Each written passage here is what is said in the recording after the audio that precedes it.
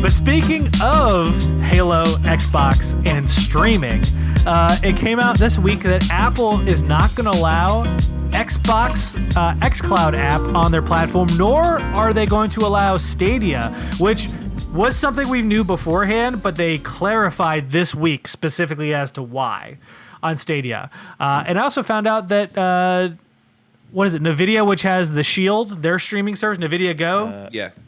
That is also not available on iOS. Oh.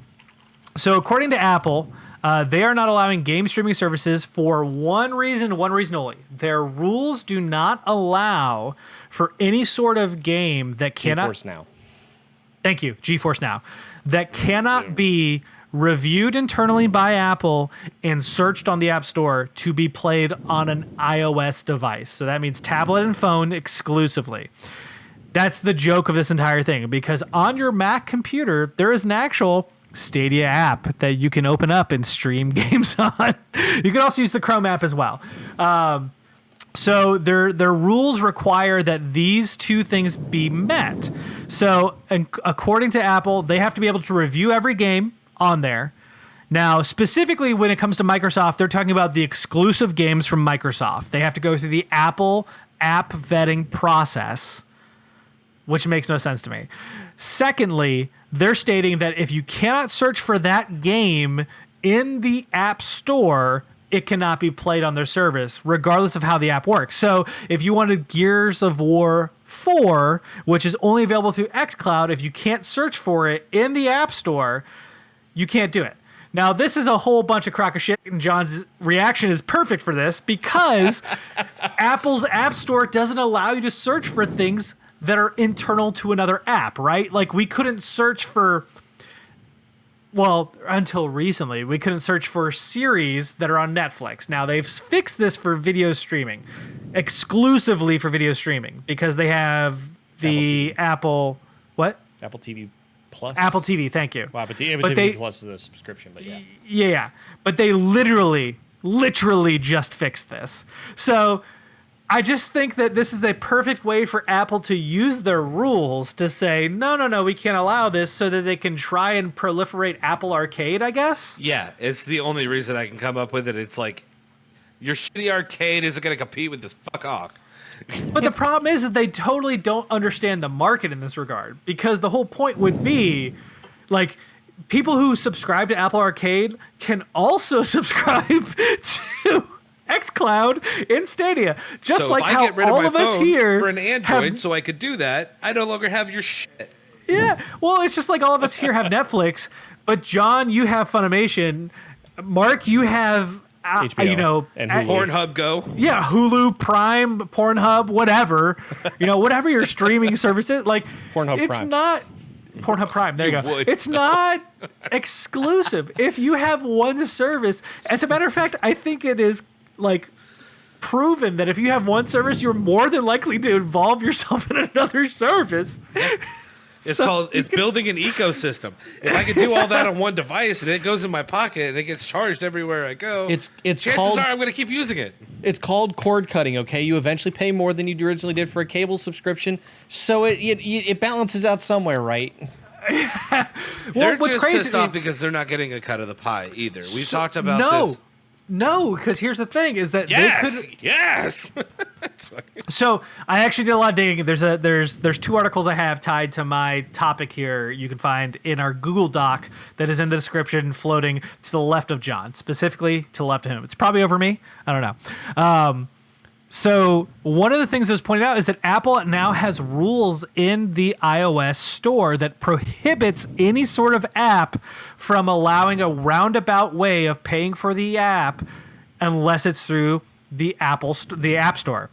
So this has actually happened recently with a email provider service called Hey. It happened in June, where Hey released a version. The Hey is the whole point of it is it allows you to sort your email and determine whether or not you're having emails come in. You can unsubscribe, all that. It's $100 a year. So Hey did the same thing that we talked about last week with Netflix, where they say, hey, you can't subscribe through the app. You have to go onto the website and sign in. Well, Apple took that whole loophole out because if you are in the App Store and you develop for something, under their terms of conditions, you have to allow the App Store to be the only payment processing through the App Store, like on iOS devices. So you can't subscribe or do anything outside of that. Now, I don't know if that's true for all apps. I was about to say, but they're because we were just talking about Netflix. What, Spotify, Netflix, other, yeah. And so it seems to be all new apps that are coming in are barred by this. Hey actually got super screwed because they released their app on iOS and then came in a week later with an update, and Apple denied the update because they allowed payment processing outside of the App Store. And that is they actually pointed to that saying, hey, in the terms of service, you agreed to this. If you release here, you can't do it. Yes, exactly, Mark. Yes. So you misremember, you were on their side, motherfucker. Like the point would be is that they could get a cut of Stadia and xCloud, and quite frankly, I think they want that money. Why would you not? $10 a month off of every subscriber who signs in on an iOS device. You ballpark it at 10 million people minimally. That's still a ton of fucking money. So it has nothing to do with that. Abel. It has nothing to do with that. It has everything to do with control factor, right? They want to control their ecosystem, and their hope is by denying people the right to get involved in these ecosystems, they'll be forced to these other subscriptions that they are offering. But I truly don't think that's how that works, right? Like I'll put it this way. I'm an avid gamer. I have an Android device. I have the opportunity to play. I can stream my PlayStation 4 on my phone. I can stream Stadia. I can do all these other things. But if a game is not in the area that I want or the medium I want, I just don't play it. Right. Like I don't go to Google Play Store to find another game that plays like Final Fantasy Tactics. I just play Final Fantasy Tactics on my Vita or on my PS3 over here. Like I find other ways to play the games I want to. Yeah, like I don't find a way it's not the same. Honestly, it's really not the same as television. Yeah. Like when it comes to viewing things, cool, if I can't find Diners, Drive-Ins and Dives, I'll find another cooking show. Netflix has The Chef Show. That's good enough. But it's different when you're playing games because you're interactive. You're involved with it. You don't just consume it. It's all about how you feel when you play through it. Mm-hmm. So I think that by missing the mark on this entirely, Apple's really not understanding the game market whatsoever. No, I don't think they have to give a shit. They're worth $2 trillion, 1.9 to be specific. I know. Trillion dollars. The reason why we talk about it here on this show is because of the fact that they don't give a shit from the money standpoint, so we have to be vocal. Now, I just don't think that they've sort of gotten with the times with on that one. Mm-hmm. I think they're stuck with this short mindset of the idea that games on iPhone are only going to be games that run natively on iPhone, and never considered the idea of game streaming, I guess, when they set that up. And realistically, at the time, probably 2010, you probably didn't need to concern yourself with it, at that point. It's not something that was feasible or realistic. Sorry to interrupt you, but I thought you were done. No, you're good. There's also the problem that we don't really know what they've got, cooking in the back burner right now. They may have some kind of service or deal going on that is going to start integrating a lot of streaming possibilities, and they want to go ahead and curb the market on that and say, you know what, screw you guys. When this comes out, it's going to be baller, and we're not going to need to deal with you. I just love Mark's reaction where he's just shaking his head going, no. I mean, well, the problem is that, yes, I can see them doing that. I can see them looking at NVIDIA doing it, and I can see them looking at Microsoft and Google, anyway, sort of being one of the closer competitors that Apple has had on many platforms, not just mobile necessarily, but I could see them looking at it and saying, yeah, maybe we should probably get into that market. Not that that's something that's, intrinsically in or normally in Apple's nature. Like Apple's whole business mindset is supposed to be we do what we think is right, not necessarily what our competitors are doing. But they have kind of shifted into that mindset a good bit too. So I could see them maybe trying to do that. I don't see it going well. No, I agree. Apple, yes, has the know-how to make that happen and has the resources, definitely, to make that happen.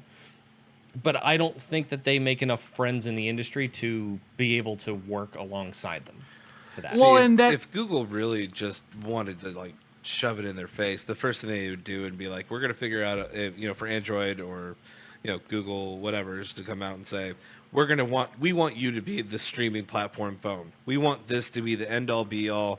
So, the next Google phone that comes out, Pixel 4, whatever it's going to be. 4A is the next, is the current one. 5 will be the next later this year. They already released a Pixel 4? 4 was 4A. 4 was earlier this year, I think, or last year. 4A Jesus. was the one they just released not too long ago. Mm-hmm. I feel like I literally just talked to you about the Pixel 3 sitting at our old table. Yeah. And I'm like, there's been too much time passing by is all I got to know. Oh, COVID. Well, I mean, to your point, Mark, that's exactly what the second article talks about, is the fact that because of the way Apple practices their own development and their own ecosystems, they have this walled garden approach. But the problem is that walled garden approach requires everyone to fit into this perfectly knit, like, here's this box, you fit into this, and you follow these rules. But that's not how game streaming is going to work. In the similar way of how that's not how video streaming works, which is why Apple had to adapt. Yep. We just talked about their Apple TV and their whole approach to this, which is super confusing because they have a device called Apple TV and they have an application called Apple TV. But This is the thing I've seen about Apple, I guess, from being on the developer side of things too, but just like this included with some of the other topics we had anyway about the App Store. So the App Store in particular is always targeted at iPhone and iPad. Those are the two big series of devices anyway. MacBooks, Macs, they all sit sort of in their own realm off to the side. Because they're meant for business professionals, they're meant for students, they're meant for whatever creative use, really, like video editing and stuff. That kind of thing. iPads and phones are commonly used by pretty much everyone for general use, including children. And the idea is they want the ability to review their devices beforehand because there's a lot of trust in getting an iPhone that whenever you get one, you're going to get safe content, safe apps to use. You're not going to download a virus from their own app store, their own official app store, like Google's had some issues in the past where like Bitcoin miners have developed apps that have good functionality but then have malicious backends to them, and it shows up on the Play Store because there's a big distinction in the way that Apple and Google handle their own platforms. And I can kind of see Apple turning on this and saying, no, we don't want this on our platform because they can't modulate or moderate the content, and I get that. They want the ability for the parents and the people to feel safe about the content they're getting on their devices. YouTube, Netflix, Amazon Prime, literally all these things have ways where you can moderate it. You just put a fucking parental safe filter. Like that's a bullshit excuse in this regard because Stadia and Xbox can literally do the same thing, but that's not what they're pointing to here. Yeah. I mean, I get it. I understand, like you can watch pretty much anything on YouTube. You can watch pretty much anything on Netflix. But you can literally open up the Safari browser on your iPhone and watch porn. Like it's a bullshit excuse. Mm-hmm. Yeah, but I know. How are you supposed to, yeah. Like, there's just a whole lot of bullshit. Because I mean that's my problem is like your point is the one they like to lay on, which is we provide a family safe environment, but you don't really. You provide the idea of it. You provide this false sense of security because ultimately you have to allow these apps in. You have to allow Netflix because Netflix has a certain number of users. You don't want your iPhone people to be like without it. So same with Amazon. Same with all these other things. The only other argument I can see being made here is Netflix makes them a ton of money. YouTube probably makes them a ton of money. You're shutting this down before it has the opportunity to. Yeah. 100%. Is what it comes down to. Like close-mindedly. I mean, like I said, unless they're competing. If they're going to compete, cool. I get it. Whatever. Yeah. Like not just again, not like they just had an antitrust hearing where Tim Cook had to talk in front of Congress, but whatever. That's a whole other argument. But looking at some numbers, I mean, the one I can find easiest was 2015. 44% of people were using the iOS over the Android. But the problem is once you start looking at manufacturers, once you get past Samsung, which is like 28%, and you look at HTC, which is only like 8%, and it just, it's all fractured. Whereas iOS is a huge chunk, 44%. It was 2015, and I know it's only grown since then. I mean, I'm pretty sure U.S. is now overtaken Android in the United States, not in the world.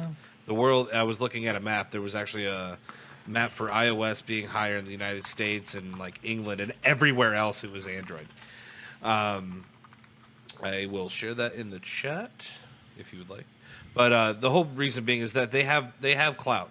They have this ecosystem that people are that do want to use it. Now, why they wouldn't be a little bit more understanding that they could lose that edge if there were enough gamers on mobile to make a difference? But is there? Will that even make a difference to those people? Or are they just going to wait till the next generation of phone they need to pick up and move over to Android to be happy? I think the problem right now is that the technology is so new that like Stadia literally just released their app last September, and ironically enough, there is an Android app for Stadia. I'm sorry, an iOS app for Stadia. It just literally allows you to sync your controller to your TV or to your Chrome or whatever.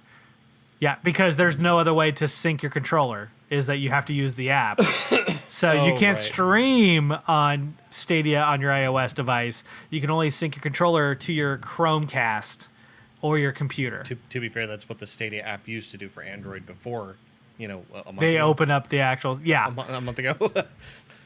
It's it's kind of disconcerting that Apple's starting to become like this very like just hardcore company where they're just, you know what, these are our rules and we'll never break them except when we feel like it. It's like my sympathy level for them is going to be really low when they get hurt by it. So the market share, by the way, because I wanted to look at these statistics, has kind of changed. Now this is from Counterpoint.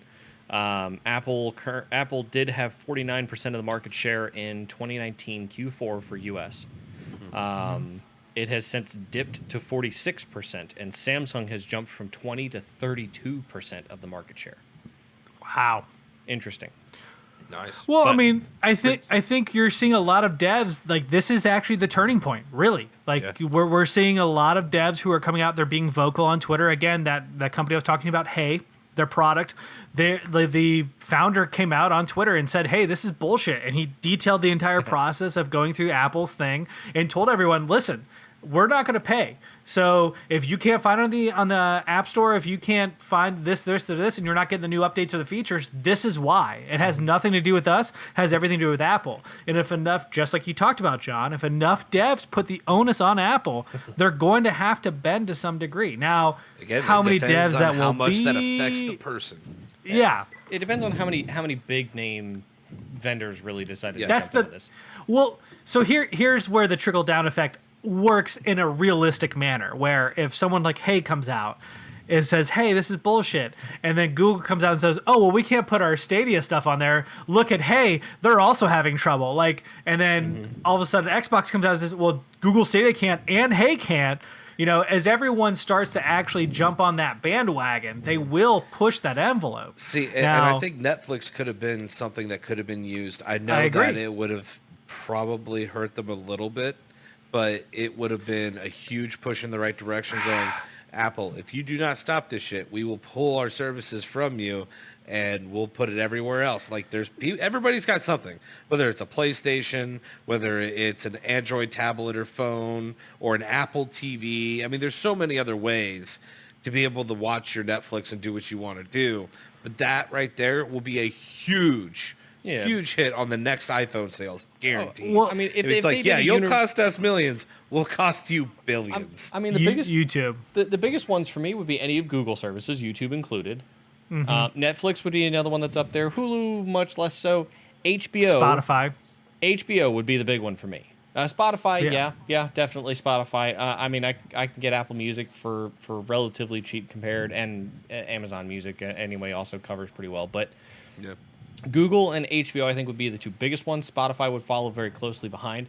If those three or any of those three, particularly Google, just because I'm so tied in with Google's ecosystem, I still use Google Calendar for all my stuff. Gmail's obviously my biggest usage. I definitely use Google Search a lot more. If any of them decided they were going to pull out, I'd probably go back to an Android phone. The big one for me is if Google pulled out, that means Chromecast support might go, or if HBO Max went out, that means Chromecast support for that also for me disappears. Like that means I can't cast my HBO Max stuff to my Chromecast device. Well, then what's the point to some extent? You know, like I watch a lot of stuff on HBO Max, so Including like- Skin and Max.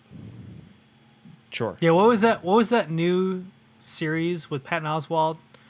It's a documentary about his wife. That was Alone one in where the she Dark was- or Where We Are in the Dark or something like that. It's fantastic. You should watch it. I just finished it. I know what today. you're talking about. Yeah. It was about a But murder, no, right? Or a serial murder? She was a real crime blogger who went after the Golden State Killer and California, found him after 50 years. Wow. Yeah, it's really cool story. We can talk about it later. The key here is that I think it won't take one. It'll take many devs. Now it'll take some big devs to help push it over the edge. But if enough devs come together and say "fuck this," like we have to come together. We talked about what was it? What was the gym one? The one. The story we had 2 weeks ago. What does I matter? know what you're talking about. Yeah. Yeah. One sec. I can't remember to save my life. I will find it. Give me a minute. But between them, hey, and now Microsoft and Google Stadia, both of them coming out saying, listen, we just want to give our users the ability to use our platform. Like the fact that you're walling us off because of some arbitrary rule that you developed in 2010 that you refuse to change ClassPass. just shows ClassPass. Thank you so much. Like just proves that you are being anti-consumer. And if you go with that approach, I feel like there's enough pressure here that you can put on Apple to maybe at least look into what they're doing. Again, they're not going to lose money. If you sign up for xCloud, if you sign up for Stadia, like you're going to have to pay them. So My thing Yeah. is like again, I don't understand why their access costs so much. It's not like they're even invested into these companies. It's not like it's quite literally just an app store. And they're taking all of this money and they're not giving anything back. They're not even optimizing anything for them. They're not So- helping with the development. Other people are doing all the work.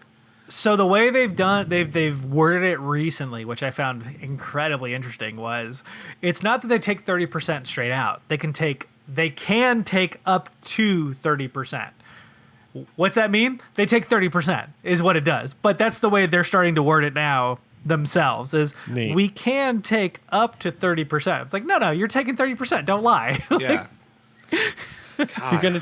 That's a well, yeah. Snake salesman bullshit. That gives them the wiggle room for the Netflixes and the Spotify's of the world to come Uh-huh. up to them and go, "We're not going to pay you 30%, or we're just going to pull from your platform." And they may go, "Okay, well, whatever. We'll come down to 20%."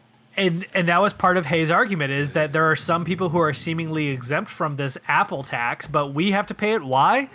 Yeah. Because we Small- are the one small person who has to fuck you. Yeah. Yeah. So It's Small just time like business, rich people are exempted from taxes and all the poor people still have to pay them. yeah, We're exactly. not a part of the loophole.